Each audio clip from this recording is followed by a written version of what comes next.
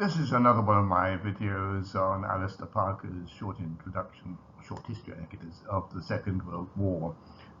This one, the third part of his chapter on the murder of the European Jews, which I've entitled Instigators, Perpetrators, and Accomplices. This chapter 17 is very long, so I've divided it up into 6 separate sections and videos, and this is the third. I should warn you, of course, that this concerns the Holocaust, and so a lot of the details are very discomforting, and so I should warn you of that. In the last video, I mentioned that the percentages of Jews murdered across Europe varied considerably from one country to another, with Jews in Poland, the Czech lands, Austria and Serbia, almost all of them, and figures for pre-war Germany and other countries also very high, and very, very few countries with low figures, which I'll talk about at a later date. Even in areas under German control, the killers used local helpers, whether induced or under threat, as well as the cooperation of some of their victims, and elsewhere, non-German bureaucrats and policemen were essential to identify those who were Jewish and assemble them for deportation. Apart from the killers, both Germans and East Europeans, and the small number of Nazi instigators, many people share responsibility for these mass murders. Some of the German military authorities, parts of the army, German police and officials, especially those from the Foreign Office and the Ministries of the Interior, Justice and Finance, and more widely, all those who neglected opportunities to help the victims or hinder the murderers.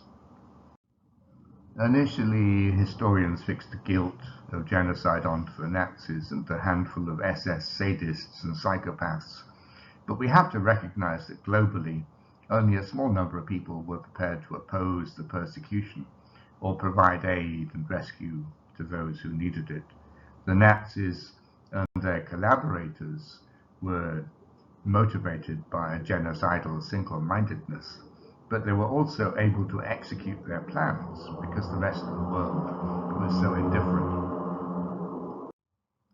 Only a few individuals at the heart of the Third Reich knew everything about the final solution: Hitler, Himmler, Göring, Heydrich, Kaltenbrunner, a few people in the Reich Security Head Office, the organizing center, executives such as Müller and Eichmann, who organized the deportations, and the directors of the branch offices in occupied Europe. Mentally poisoned with lunatic theories, they thought that they were rendering a service to the German people by destroying the Jewish bacillus and countering the designs of a race that they thought was intent on world domination. In October 1943, Himmler, the best informed of all, informed an audience of senior murderers that what they were doing represented the, quote, never to be written page of glory in our history.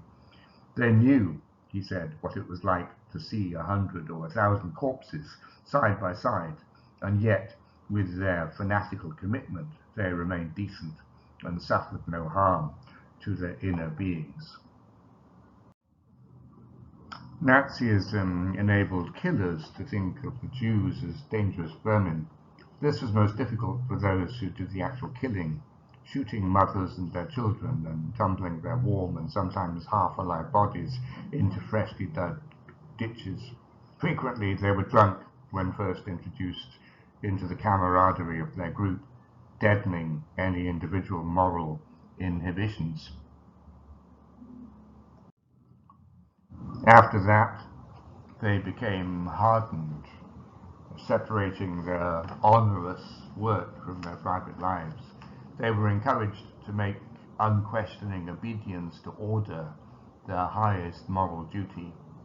They also delegated the nastiest tasks to the volunteer squads of locals, Baltics, Ukrainians, anti-Soviets, who saw the Jews as aliens and resented their relative wealth compared to their own poverty.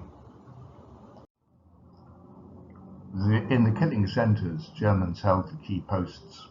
Medically qualified SS doctors selected prisoners for immediate death or reprieve for labour. SS guards herded the prisoners to their separate fates. SS men dropped cyclone pellets through the roof of the shower rooms to initiate gassing, or started the motors whose exhaust fumes asphyxiated the victims. But it was squads of Jewish prisoners who had to clear out the corpses and shovel them into crematoria or into mass graves so as to prepare the next batch of those to be killed. The 6 death camps, Auschwitz, Treblinka, Belzec, Sobibor, Kulmhof, and Lublin, needed a few German personnel.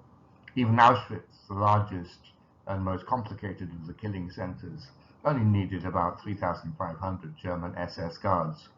Overall, probably fewer than 10,000 Germans were employed directly in the mass shootings or in the guarding and running of the killing centres.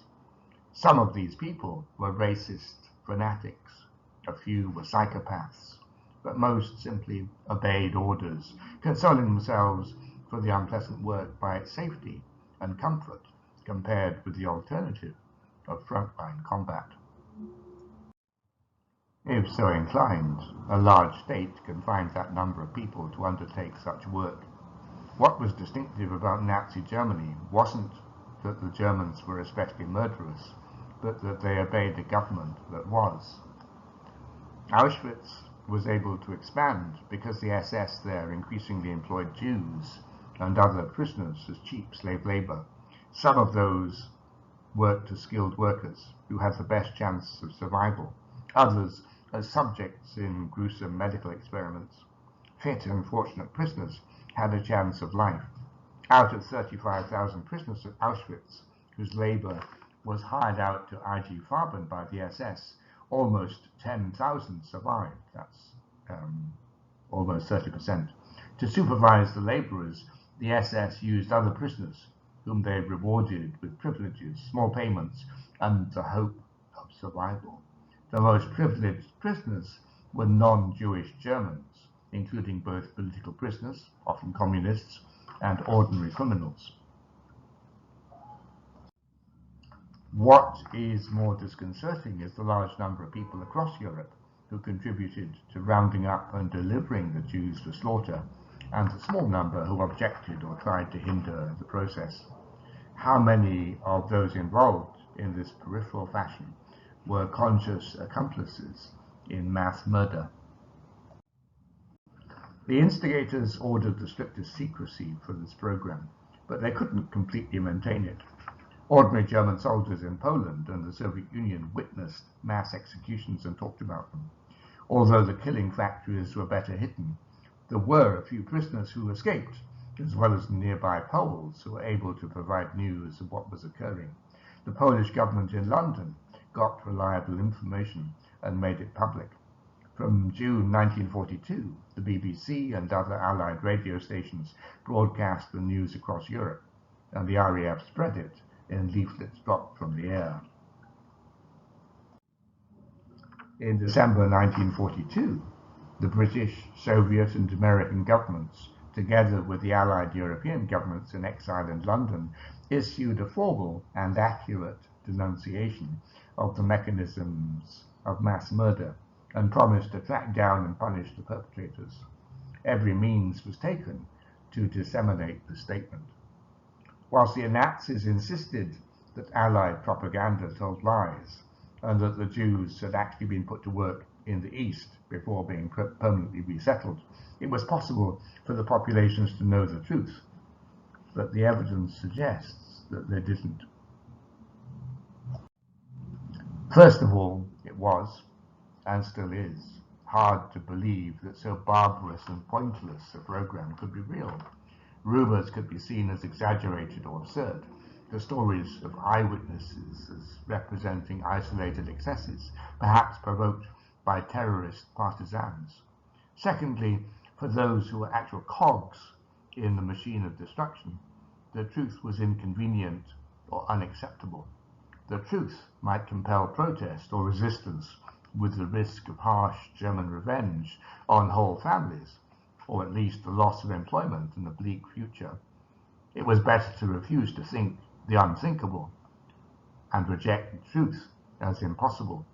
It was better not to know too much or inquire too deeply. So that's Parker's take on the actual mechanisms of the Holocaust.